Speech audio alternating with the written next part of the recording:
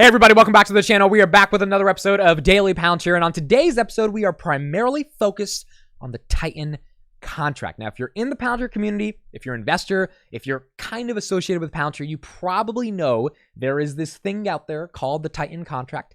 It is worth a lot of money, and Palantir is going to be awarded that contract eventually. They were supposed to get awarded the contract or not get awarded the contract in 2023. That got pushed off to 2024.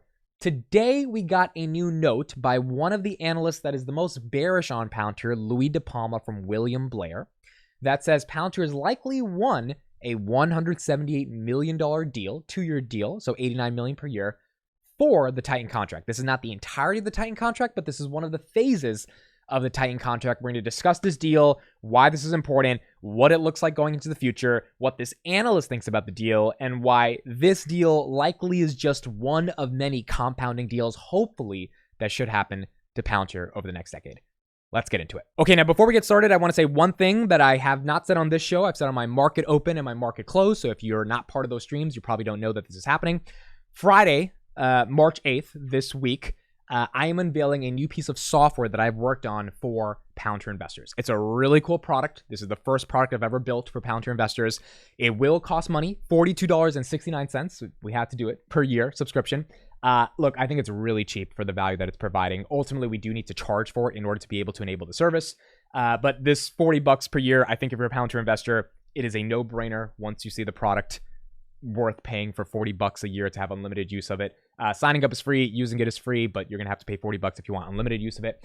And at the end of the day, I built it over the past 5 months. I've been really excited about it. I genuinely think if you're a Palantir investor, you will enjoy using this. If not daily, at least weekly, and if not weekly, at least monthly, you will be using this product in some way. Obviously, I've spent 3 years building out content for the channel and for Palantir, and so I kind of came up with the idea a couple months ago, just like, what if I could find a way to actually monetize all that content I've created without charging a course or saying sign up to my Patreon or my private Discord or charging for content, because I hate charging for content. My Substack is free to subscribe to. You don't have to pay to access any of that. And I thought of, well, there's a ton of people that want to support the channel, and it would be really cool if they could support the channel but also get a product because they're supporting the channel, right? So it's like a product they could actually use, and even if they just want to pay to support the channel, at least they get something they can use without having to just give money to just give money. So for $42.69, it is the first product I'm launching to Palantir investors. I think it is going to be a really cool product, and I will be unveiling it on Friday, March 8th. So watch out for that. I'll be doing it live on the market open at 10 a.m. So if you're part of this channel at 10 a.m., you can tune into the live stream.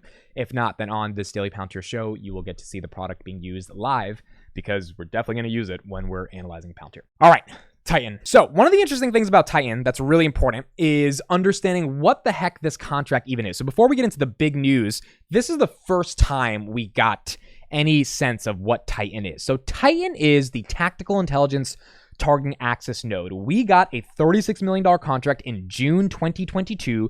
Palantir and Raytheon were selected as 2 defense contractors to be able to build a prototype for the Army in regards to Titan. So what is Titan? The Titan program brings together a variety of systems, technologies, and vendors to ensure scalability. Palantir's modular open system architecture will be the critical backbone that provides correlation, fusion, and integration of sensor data alongside with insights from AI ML overlaid on the tactical edge.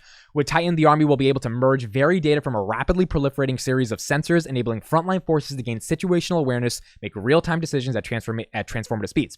This effort is a critical enabler that advances the Army towards JADC2, which we've talked about a lot on the channel. That is basically, you should think of that as billions and billions of dollars that the government is spending on AI, machine learning, and defense force software, and deters the near-peer threat. Okay, so this was what we got back in June of 2022. Now, in December of 2023, so we got an article here from C4 IRS Net, the U.S. Army expects to choose a single provider for its Tactical Intelligence Targeting Access Node, the Titan program, early in 2024.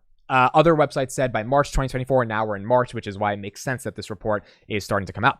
The program, dubbed Titan, has been moving through a 14-month rapid prototyping phase during which RTX, formerly Raytheon, and Palantir Technologies demonstrated competing systems. Raytheon is working with C3 AI, Palantir is working with Anduril Systems. So it's kind of these 4 companies going up against each other to be able to get this deal. The selected vendor will further mature their prototype through more soldier touchpoints, he said during a media briefing, and then we intend to have some of this capability used to design units to allow them to refine the feedback, tactics, techniques, and procedures in which it would be employed. Now, most websites have been speculating on DefenseScoop, which are different defense tech blogs that exist, This is a $1.5 billion 5-year contract. That $1.5 billion is a small part of the overall tens of billions that are going to be spent for JADC2, which is the Army and military's initiative to be able to enable AI and machine learning throughout the entire DoD. So today, this is the news that we got from William Blair. Now remember, William Blair is not bullish on Palantir. Louis De Palma, our boy, he does not like Palantir. He's not a fan of Palantir, even though he has to cover Palantir.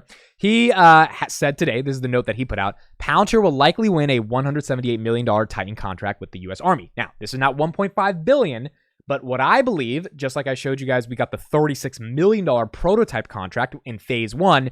This is phase 3. This is now the implementation phase. So there's likely multiple phases to this Titan contract, and there are going to be multiple parts to it. It's not going to come all at once. Same thing with JADC2. This is going to be over many, many years. There's not just going to be one monster contract, but these are hefty amounts that are in these smaller contracts that overall culminate the entire Titan contract that will be coming out for either Palantir or another type of vendor. So they did not get the deal. This is speculation. They're getting the deal, but this speculation from a bear on Palantir, William Blair, that is, not been the most bullish over the past couple of months in regards to Palantir. So here's what he says.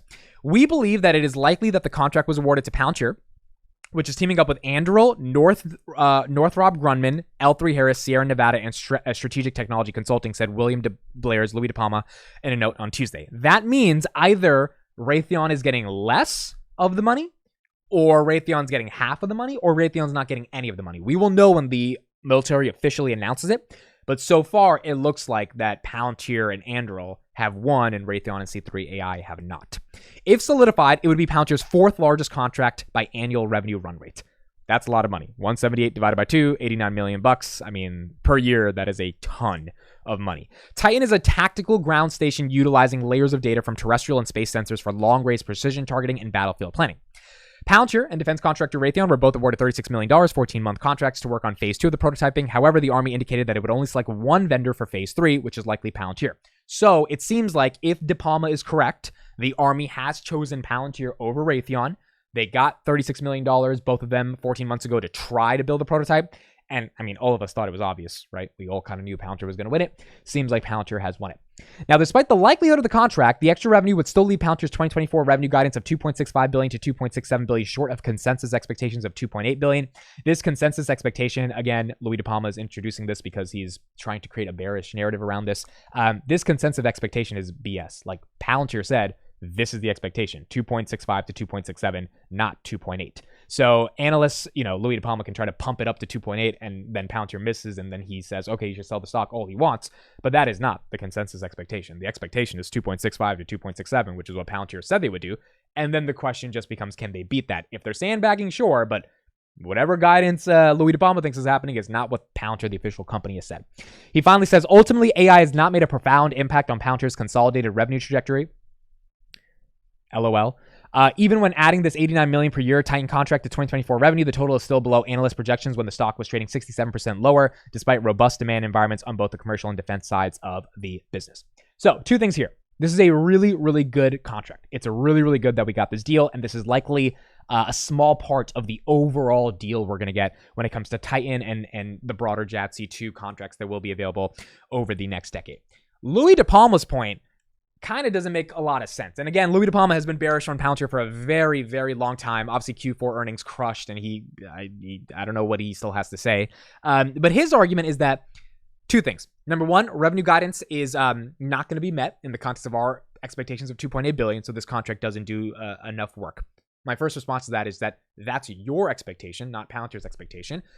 And I do think Palantir is sandbagging. So at the end of the day, look, we talked about yesterday, my yesterday's video on Daily Palantir was about the NVIDIA moment. And at the end of the video, there's a really good clip we had from Palantir Weekly where we're talking about, hey, we're seeing all these clients sign up for these pilot programs. They're not going to all be converted in 1 quarter, but there's going to be a quarter, either 3 quarters from now, 4 quarters from now, 5 quarters from now, where there's going to be a massive influx of clients and customers coming in, and Palantir is going to report some ridiculous number. We believe in the Palantir community that that's going to happen. So if that's going to happen, then that NVIDIA moment is coming, and we have to be patient and just be able to understand, all right, when that comes, the market won't be ready for it, just like they weren't ready for Q4 earnings, but eventually that will come. So Louis DePalma can try to be as bearish as he wants about the revenue expectations for this full year, but I just don't think it's a winning argument anymore. His second argument here is that AI is not having a profound impact on Palantir's revenue trajectory. I think this is just nonsense. The reason why Palantir is trading about 45% above where they were just a couple weeks ago is because AI is having a profound impact on not only their revenue trajectory, but their go-to-market. Palantir is one of the premier companies. Every analyst on the street has said it. Dan Ives has been on my channel explicitly saying that he's worked with their team. He's talked to these CIOs, chief information officers at all these big companies, saying that Palantir is on their, small list of 5 or 6 companies they think of working with when it comes to implementing enterprise AI throughout their entire company. Palantir is one of the companies that everyone cares about. And the reason they care about them is not just because the technology is that amazing and it's that differentiated, and their go-to-market with boot camps is that special because they actually allow you to use the product and you're actually able to get an understanding of what the product looks like and, potentially buy it from them because you see how the product is transformational. But it's because they're an AI play, and the market has bucketed them into an AI play. That is helping the stock, obviously, in terms of sentiment and narrative, but that's also helping the perception around Palantir. So him saying the AI has not made a profound impact on Palantir's consolidated revenue trajectory, I think he's talking about the literal revenue. He expects them to grow at 25% year over year, and Palantir's only projecting 20%, so AI is not having a actual impact. To that sense, I would just say Palantir is sandbagging, and eventually those numbers will catch up because we're seeing it in the literal links of the .Palantir, .Foundry companies that we're finding on the internet.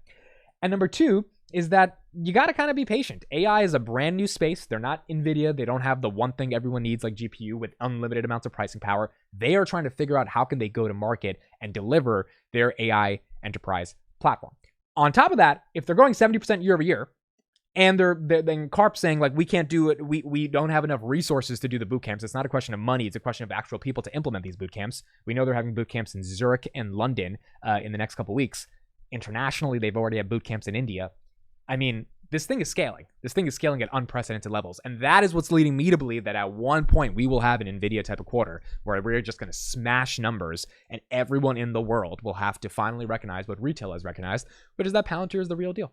And if Palantir is the real deal, this is a company that is going to be much, much bigger than it is today. So Louis DePalma can say whatever he wants to say. Again, this is someone I just wouldn't trust because he has lost all credibility, especially over the random notes he's put out over the past couple. I mean, he said we wouldn't get the Army Vantage contract. That was a 4-year, $450 million contract. In December, Shyam Sankar had to literally tweet publicly that Louis DePalma's note that he put out on Twitter was unequivocally false, and someone from the DoD at a meeting that Louis DePalma was at, which is why he got the inside information, quote unquote, to say that Palantir is not getting that 4th-year extension of the Army Vantage contract, he had to tweet that says Louis DePalma was basically saying nonsense. We got the 4th-year Army Vantage extension for $116 million. So I think it's hard to trust someone like that. You really got to be careful who you listen to. Once people have this ideological perspective, they kind of stay with that perspective. And for me, at least on the channel, I try to look at the data. If on the podcast last week on Palantir Weekly, we're seeing 200 links in Q1 that have been created for company.palantir.foundry.com. It doesn't mean they're all clients. It doesn't mean they're all customers. All 200 might not exist tomorrow. But the fact that it's there, we know for a fact that is real. We've seen plenty of evidence that a company that has this pilot ends up becoming a customer. That will eventually translate to customers as long as those pilots turn into customers. And if that's the case, Palantir will have a monster quarter in the future. Okay, 2 quick things I want to say to end this off. We have AIPCon coming up right here. So some breaking news. Lord Hairgroom found this on Twitter. Someone on LinkedIn who works at Palantir says the next Palantir Technologies AIPCon is nearly here. Thursday, March 7th. That is 2 days from now, 10 to 12 a.m. PT. So we have AIPCon coming up in a couple of days. So that'll be really exciting. I'll be covering it on this channel. We'll be live streaming it. We got Palantir AIPCon, AIPCon 3. We already had 2 AIPCons, one in June, one in September last year. Now we have the official 2024 AIPCon. Final thing I will show on this Daily Palantir episode is a clip I did with my boy, GoCarp. Palantir's Palantir, that is his @ name. I'll put it in the description. We talked about the Titan contract. We talked about JATSI 2. It's a really good 8-minute clip for those that maybe have forgotten about this or haven't seen this before. And he breaks down, he obsesses over Palantir, searches Palantir patents all day, right? He really is locked into the government space. He came on my channel in December to really talk about what's going on in the defense space and what this contract ultimately will look like. So I'm going to play this clip and you guys can check it out. Definitely follow him on Twitter and see basically what he's trying to say in the world of government spending and what implications it has on Palantir. That's it for me. Thank you guys for watching. Again, that new software is launching on Friday. I have the dopest domain name for it. It's a .ai. GoDaddy charges me an extra $200 to be able to get the domain name, but it's a dope domain name. But it's a .ai. We have to do the .ai, and I think you guys will really enjoy it. So that'll be launching on Friday. Here we go. Here's the clip with Adam, and I'll see you guys on the next one. Let's get into Titan, because I want to give an update to people on that. Titan is a $1.5 billion contract over 5 years that you have publicly said on our last stream that if Palantir doesn't get it, something's really wrong. They announced back in November that it's not going to be announced at the end of 2023, which we all expected, even though they said it would. It's going to happen in 2024. What are your updated thoughts on that contract, Palantir competing with Raytheon, Palantir's collaboration with Anduril, and how likely we are to get the contract? 100%. If I had to put my money down right now, that's how confident I am. With Shyam mentioning on the earnings call Titan by name, he mentioned Northrop by name. And for those that don't follow me, I put it out there about a week ago. There is 2 variations of Titan. There is an advanced variation, which is Northrop that will be involved. And then there's the basic variation, which is Palantir, Anduril, and I'm sure Northrop as well. So the reason why I think it's pretty much, I don't want to say locked, because there always can be a change, is the mention of Northrop and Titan by name on the earnings call. They have given Titan updates along the way this year, and there has been no update from Raytheon. I looked at Raytheon's Q3 earnings call, no mention. I saw 0 update of it. I am going to assume that the reason why this was delayed is they were causing a bitch fit, and they said to them, that's not fair, and like Carpus said to us, go, give them 6 months, give them a year. They will not build what we will build. And I think that is what's happening. Just if I had and just to speak on that real quick, that is, I think, the best part of investing in a company like Palantir, because everyone, that ticker symbol U video came out that said, you know, he doesn't have a pricing strategy and they don't know how to. And my thing is like, I want to invest in technology companies that can massively grow, and to massively grow, you've got to have products that are absolutely cutting edge, generational, which means the CEO theoretically shouldn't give a shit about you paying for it if he knows it's so good you're going to pay for it. And that really matters in the government space, because they don't want to pay for anything for many years until they finally have to. And when they have to, then you get a lot of revenue. Right. And we saw when they released the Vantage information, they saved them over $3 billion. Yep.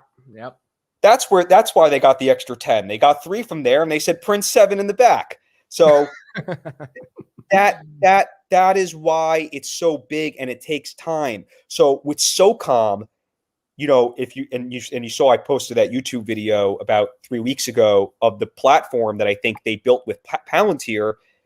SOCOM, they got $400 million contract from SOCOM like in June. And the day or two before that, I literally tweeted about SOCOM saying they're going to get a ton of money from SOCOM. And the day after, 400. They can get $1 billion from SOCOM next year. It's not out of the equation. Everyone needs to wake up. $886 billion. Palantir